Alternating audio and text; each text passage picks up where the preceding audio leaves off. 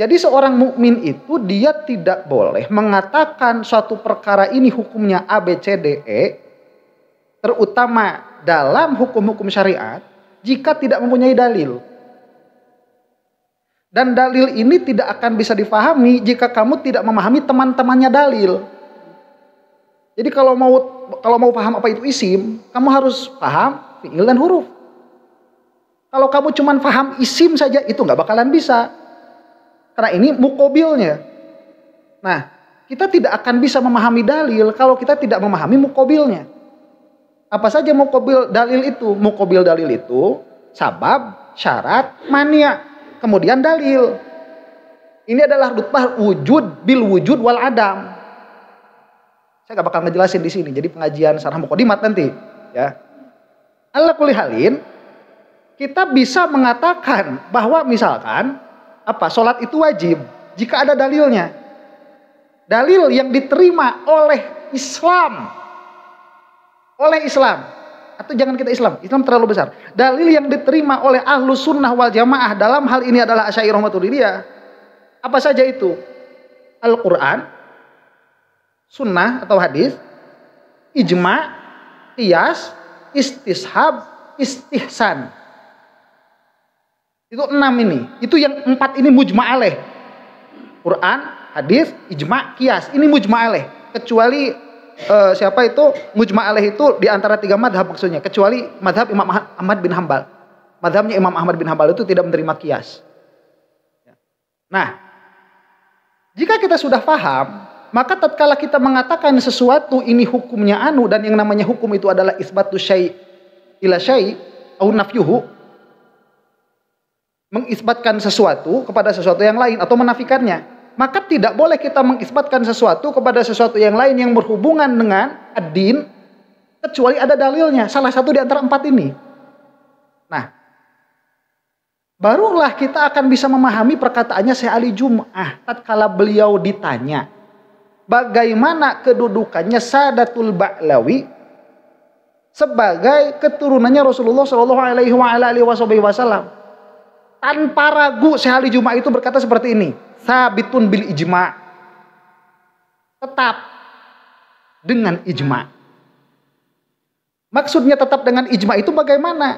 Ini tetap, dalilnya apa? Subutul ijma'. Dan ijma' tadi sudah dijelaskan, itu adalah salah satu dari dalil. Nah, ini yang mau tahu bab ijma' yang ngaji usul fikih. Cuman saya punya kepentingan di sini supaya memahami maksud perkataan Syekh Ali Jum'ah itu apa. Nah, yang namanya ijma, supaya kita tahu dulu ya, yang namanya ijma itu apa? Yang namanya ijma itu dia adalah ketetapan para ulama yang tetap dalam satu kurun. Semua ulama, ada satu saja yang tidak, itu tidak ada ijma. Ya. Nah, jangan salah memahami. Jadi bukan begini ijma itu. Ini para ulama berkumpul pada suatu tempat, kemudian merumuskan satu masalah. Bukan seperti itu. Itu tidak akan pernah terjadi. Hal yang seperti itu. Kenapa tidak akan pernah terjadi? Ya karena ulama itu banyak di seluruh dunia. Apalagi zaman dulu gimana mau kumpul, gak ada WA, gak ada Telegram. Ya. Makanya yang namanya ijma itu, setelah kita meneliti dari satu kurun tertentu, tidak ada yang khilaf atas suatu permasalahan. Maka kita mengatakan itu ijma'. Contoh ijma' misalkan seperti apa? Nih di dalam sholat. Di dalam sholat, tasyahud, pada tasyahud itu ada mengangkat telunjuk. Mengangkat telunjuk itu nanti beda-beda. Ada yang dari awal. Ada yang tatkala asyhadu alla ilaha illallah. Dari illahnya udah diangkat. Ada yang tatkala Allahnya baru diangkat. Ada diangkat itu sudah diam di situ. Ada yang diangkat itu gerak-gerak. Ada. Nah, ini berarti tidak ada ijma. Berarti ijma tidak terjadi. Tatkala ijma tidak terjadi, tapi ada tapinya. Mengangkat telunjuknya ijma. Karena tidak ada yang nggak mengangkat telunjuk itu nggak ada. Ya, jadi mengangkat telunjuknya ijma. Dalam pengertian, mengangkat telunjuk ini hukumnya tetap bil ijma. Dalam pengertian, kalau setelah satu kurun ini dilihat, misalkan kurun berapa? Kurun 300 sampai 400, Ini tidak ada yang khilaf, semuanya mengatakan bahwa mengangkat telunjuk itu hukumnya sunnah, semuanya. Matlub itu, cuman bagaimana mengangkatnya berbeda pendapat. Berarti hasil ijma di dalam mengangkat telunjuk, adapun mengangkat telunjuknya di mana dan bagaimana tidak terjadi ijma. Nah, orang-orang yang setelahnya ini haram mengungkit-ungkit lagi masalah itu. Haram mengungkit masalah apa? Masalah bahwa mengangkat telunjuk itu hukumnya matlub, sunnah. Tiba-tiba nanti setelah kurun 4 Hijriah ini, nanti misalkan kurun ke-7 ada yang mengugat ini. Oh, ini mengangkat telunjuk hukumnya bid'ah. Dia yang ahli bid'ah itu. Karena ini subut bil ijma. Nah, sekarang kita pahami apa perkataan Syekh Ali Jum'ah bahwa Sadah Ba'lawi subut sebagai zuriyahnya Rasulullah sallallahu alaihi wasallam bil ijma'. Karena ijma'. Paham sampai sini? Nah, sekarang kita lihat, kalau kamu nggak paham, penjelasan itu masih nggak paham. Di di dalam literasi Islam itu banyak sekali dikatakan Sahadatul Ba'lawi ini adalah yang paling kuat kedudukannya sebagai dzurriyyah Rasulullah sallallahu alaihi wasallam. Paling kuat. Tidak ada yang sekuat Ba'lawi ini. Coba tanyakan kepada Syekh Ali Jum'ah itu. Mana lagi selain Ba'lawi yang subut bil ijma? Harusnya ditanya. Yang subut bil ijma. Jika beliau mengeluarkan Bani Anu, kita musalamah. Tapi yang paling kuat ini sudah lebih terang daripada cahaya matahari bagi orang-orang yang paham itu. Nah, kalau nggak paham ijma, ini kayak kelompoknya Imad ini. Mereka itu nggak tahu nggak ngerti apa pura-pura nggak ngerti. Ya. Di sini misalkan ada ijma. Ya, di sini misalkan ada nih ulama yang menyebutkan subutnya Sadah Ba'lawi sebagai dzurriyyahnya Rasulullah sorohatan secara sharih. Siapa?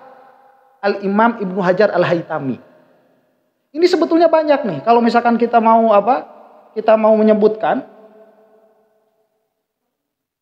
sorohatan itu secara sharih. Sebentar. Coba, saya sebutkan ulamaun asbatu nasabahum, para ulama yang mengisbat nasabnya Bani Ba'lawi. Ini banyak sekali. Ada Ibnu Toba. Yang saya paham beliau itu Syiah loh, menetapkan. Bahauddin Al-Jundi, Ibnu Inabah, Muhammad Al-Kazim. Ini yang terkenalnya nih. Ibnu Hajar Al-Haytami, banyak sekali. Lihat sendiri itu. Yang mengisbat mereka sorohatan. Nah, secara sharih. Nah, ijma nanti terbagi kepada 3. Ya. Jadi kalau tahu dulu ijma itu apa, itu tadi sudah dijelaskan. Yaitu semua ulama sepakat. Nah, kesepakatannya ini bisa diketahui dari apa? Satu perkataan. Misalkan perkataan bagaimana? Nah, perkataan itu semua ulama dalam satu kurun mengatakan bahwa sholat zuhur itu 4 rakaat. Semua ulama satu kurun mengatakan sholat zuhur itu 4 rakaat. Maka ini sudah husulul ijma, sudah terjadi ijma. Setelah kurun ini ada yang menggugat banyaknya sholat zuhur, itu ahlul bid'ah sudah. Malah sebagian ulama mengatakan dia kafir. Karena sudah menggugat perkara yang subut. Cuman kita tidak masuk ke daerah situ, karena itu sensitif. Nah, ijma itu sendiri nanti tidak harus dari perkataan. Jadi ada perkataan itu nanti ada naibnya, ada penggantinya. Apa penggantinya? Tulisan. Makanya kita bisa meneliti nih, apakah pada tahun sekian terjadi ijma atau tidak. Ya. Tapi itu harus dari para ulama. Nah, yang satu ada yang namanya ijma qauli.